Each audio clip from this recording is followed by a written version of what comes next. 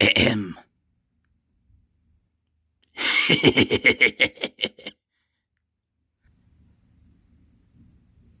I really need to get a new Pikachu.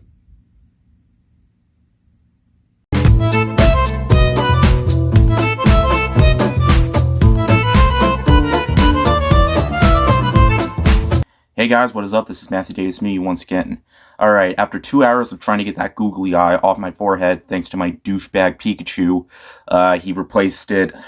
Okay, there was supposed to be I was supposed to it had the thing where you can kind of like a sticker, like you can pull back the thing and it'll automatically glue to your head, but no. Pikachu over there had to replace it with super glue. So now that I got that out of the way, I am here to review Everything Everywhere All at Once. I was really looking forward to this movie. I heard tons of praise about it. I wish it played when it was playing on March 25th, but I had to wait 2 weeks later for it to finally play at a theater near me, and how it finally played at a theater near me, and now I finally get to talk about it. In this film, we follow Evelyn Wang, played by Michelle Yeoh. I think that's what her name is, Michelle Yeoh. But anyways, she plays as a mother who is supposedly supposed to be going through a divorce. Her daughter comes over with her new girlfriend, and things aren't going very well because, her relationship with her daughter isn't as strong as it used to be. And then all of a sudden, things start changing when she goes into multiple different worlds with multiple different versions of herself. Like, there's a world where she has hot dogs for fingers, one where she's in a movie theater, one where she's dressed in a ballroom, and tons of different other multiverses, and it's all happening at the same time. Hence the title, Everything Everywhere All at Once. Now, this film is directed by two guys named Daniel, who also directed this movie right here, Swiss Army Man. This is one of the weirdest films A24 ever made. You want to know what this movie's about? In case you never heard of it, you want to know what this movie's about? Daniel Radcliffe playing a farting dead guy. But hey, it was amazing, okay? I am not gonna lie. And this movie, it was a lot weirder than that, okay? In fact, this movie is even better than Swiss Army Man. Now, I'm a huge fan of A24. I love almost every single movie I've seen. Sure, not all their movies are great. I mean, I've heard some of them kind of got mixed. Okay, a lot of them are mixed, okay? Critics mostly love them. Audiences are usually divisive. But when it comes to this film, audiences are actually agreeing with the critics on this one. Like, when I went to go see this movie, there were tons of people. I'm not even lying. The theater was almost full. That this movie almost sold out at my showing. I guess it's because it really got people invested, or maybe it's due to the fact it's only playing in one theater near me. Hopefully it'll be playing in more, and I hope it does, because this is one of their best films. Alright? And they have made so many amazing films, but this one might just be top 3 or top 2. This movie blew me away. The hype is real. It is all real here. And what I love the most about this movie is almost everything. In fact, probably everything. No pun intended. But first of all, Michelle Yeoh is phenomenal in this movie. I'm not sure if she's been in other movies, but if she has, I definitely want to see the other movies she's been in. Jamie Lee Curtis is also in this movie as well. She's fantastic as well. She's not on screen as much as Michelle Yeoh because it focuses a lot on her and her struggles as a mom, trying to keep her family together. And this movie actually focuses on a main topic, on how, throughout the world, or stuff that's going on in her life, have not been so kind to her. So she's trying to make things go better by treating people with kindness. Now, yes, there is violence in this movie, but it's violent in the most ridiculous way possible. In fact, this movie was never boring. Despite its 2-hour and 20-minute runtime, the movie never slowed down. The movie doesn't fully get into, what you expect, but even the opening scene was very interesting. And it's like 10, 15 minutes before we get into the full, world thing. But once it happens, it just never slows down. Every second was interesting. And this movie has a lot of questions, and it's very, very easy to not know what's going on. In fact, it's amazing how they were able to write this movie. Like, If they got like a complete idiot to write this movie, like I don't know how this movie would have worked. But geniuses obviously wrote this movie, and obviously they know what they were going for. It's an incredible twist, well, not really much of a twist, a different take on the multiverse genre.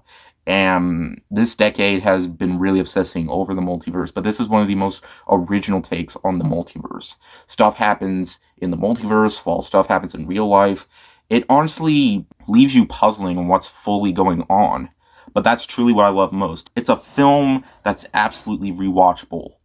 And it's a film that will stick with you for a really long time, even after the credits roll. Then, like I mentioned before, Michelle Yeoh is basically trying to like reverse things a little bit, treating how, throughout the world we've been treating each other with negativity and hatred, while in that world, it actually focuses on trying to bring them, a lot better with kindness. And I felt like it was very strong, and I really like how they did that. And not to mention, this movie was hilarious too. Like, it's that good type of comedy and not that laughably so bad it's good type of funny. Because this movie is not so bad it's good. It's so good it's good.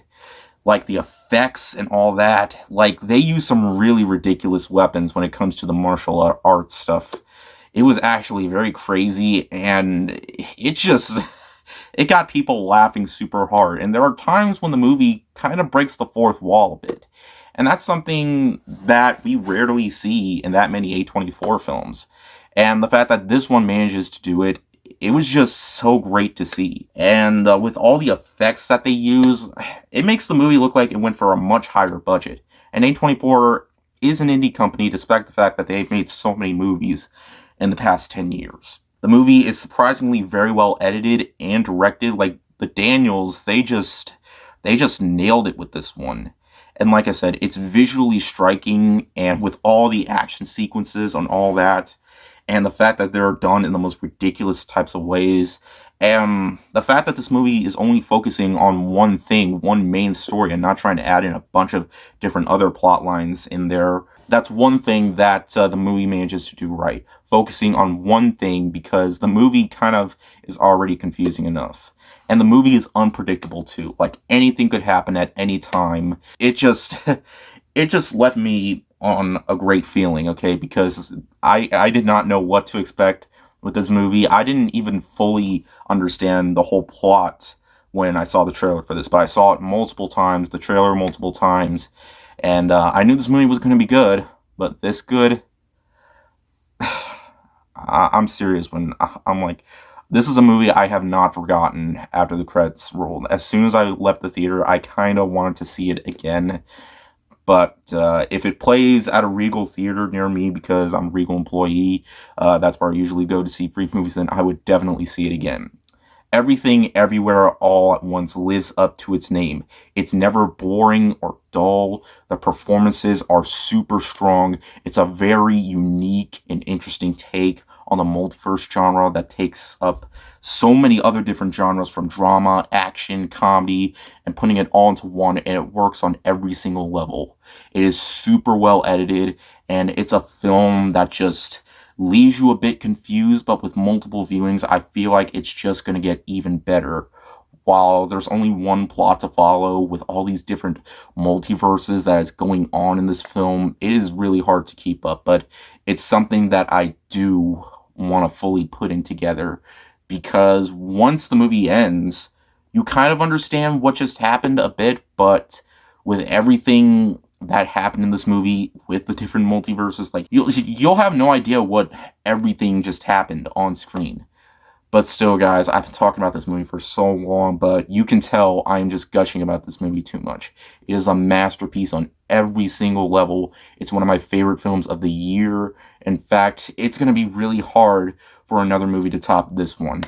I wouldn't be surprised if it landed number one on my best of 2022 list, just like how Elden Ring, it's going to be really hard for another game to top Elden Ring for me. But guys, if it's playing at a theater near you, please go out and see it.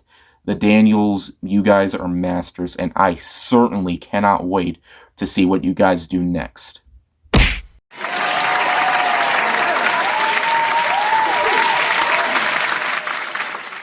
I cannot believe how much this movie has gotten praised by both critics and audiences. They're both loving the movie. On Letterboxd, it has a 4.6. It has more 5 out of 5s on Letterboxd than almost any other movie I've seen recently. But yeah, guys, you can totally tell I absolutely love this movie. I really hope more people go out and support it. Sure, most people are going to see Sonic 2, which is very understandable because that's a big franchise, and more people are probably going to go see Ambulance because it's a Michael Bay film. Michael Bay films usually make a lot of money. But guys, if this movie plays in more theaters, I highly recommend giving this a watch. Do not miss out on this. Alright, but anyways, thank you guys so much for watching. I will be seeing Fantastic Beasts, Secrets of Dumbledore. I'm kind of forgetting what the full title of the name is because, well, whatever. I'll still be seeing that. But anyways, thank you guys so much for watching, and I'll see you guys later. Word out.